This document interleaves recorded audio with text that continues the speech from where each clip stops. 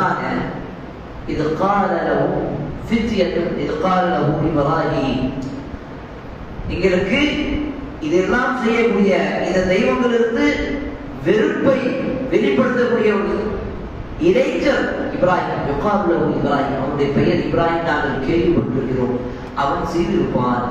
இப்ராஹிம் அலைஹிஸ்ஸலாம் வந்து கேட்கிறாங்க, இந்த காரியத்தை நீங்க தான் செஞ்சீங்களா? இந்த தெய்வங்களை நீங்க தான் அழிச்சீங்களா? எதுக்காக இந்த மாதிரி செஞ்சீங்க? அவர் சொன்ன பதில் என்ன தெரியுமா? நான் எதுக்காக இந்த சிலையை கொலை செய்வேன்? நான் எதுக்கு இந்த சிலையை வந்து உடைப்பேன்?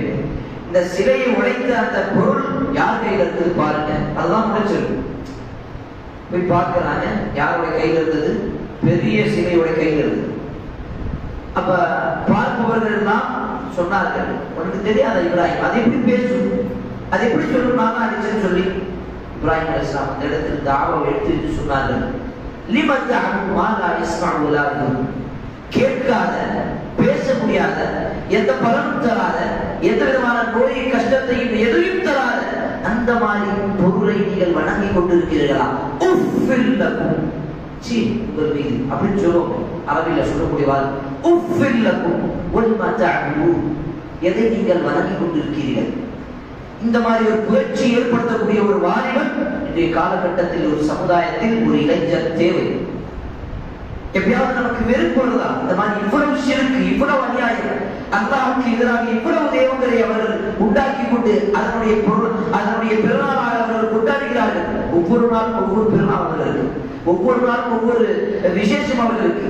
இவ்வளவு காரியங்கள் செய்து கொண்டிருக்கக்கூடிய இந்த சமுதாயத்தில், இந்த நாட்டில் எத்தனை இளைஞர்கள் இதனை பார்த்து கோபமடைந்து அழிவு பணியில் ஈடுபட்டிருக்கிறார்கள்? எத்தனை இளைஞர்கள்? வேறொன்று என்னலாம், அவ்வளவுதான். அதுவும் யாராக இருக்கிறார்கள்? தாடியெல்லாம் வெள்ளையான போய் பள்ளிவாசலுக்கு அப்பதான் கடைசி நேரத்தில் வருவாங்க. அவங்கதான் அந்த நேரத்தில் அந்த சமுதாயத்திற்கு நல்லதையும் கெட்டதையும் சொல்லுவாங்க. அப்ப இதெல்லாம் சொல்லக்கூடிய பொறுப்பு யாரிடம் இருக்கிறது? ஒரு இளைஞர்களிடம் தான். ரசூலுல்லாஹி ஸல்லல்லாஹு அலைஹி வஸல்லம் முதலாவதாக இந்த இஸ்லாத்தை பரப்பும் பொழுது யாரிடம் சொன்னார்கள்? தன்னுடைய மனைவிக்கு பிறகு யாரிடம் சொன்னார்கள்? இளைஞராக இருக்கக்கூடிய தன்னுடைய நெருங்கிய நண்பர் அபூபக்கர் சித்திக் ரலியல்லாஹு அன்ஹு சொன்னார். அபூபக்கர் சித்திக் என்ன செய்தார்கள்? தன்னை போல ஒரு இளைஞராக இருக்கக்கூடிய சஅத் பின் அபி வக்காஸ், உஸ்மான் பின் அஃபான், அபூ சல்மா, இந்த மாதிரி பல சஹாபாக்கள், இளைஞராக இருக்கக்கூடிய சஹாபாக்களுக்கு இந்த அழைப்பு பணி எடுத்து வைத்தார்கள். அவர்கள் என்ன செய்தார்கள்? அவர்களை போல இருக்கக்கூடிய அந்த இளைஞர்களிடம் இந்த மாதிரி தாவா அழைப்பு பணியை கொடுத்தார்கள். சஅத் பின் அபி வக்காஸ் ரலியல்லாஹு அன்ஹு அவர்கள்